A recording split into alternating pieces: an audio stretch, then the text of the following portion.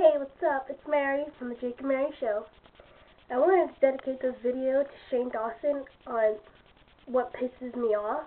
What pisses me off is just what? You're sitting in the bathroom taking a crap, and you look next to you, and, there's nothing there. There's, no toilet paper. And it sucks because you're taking shit. And, there's no toilet paper, of course.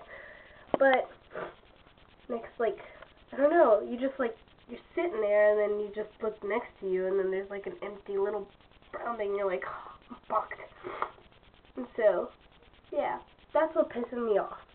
And what else pisses me off is that, for girls, when we're putting on eyeliner, and let me see, we're putting on eyeliner, and next thing you know, it's not sharpened.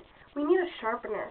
And we can't find a sharpener anywhere, and it just pisses me off because I really want to put on my eyeliner because I love eyeliner. So yeah, those are the things that piss me off. I'll probably think of more things that piss me off. So bye bye.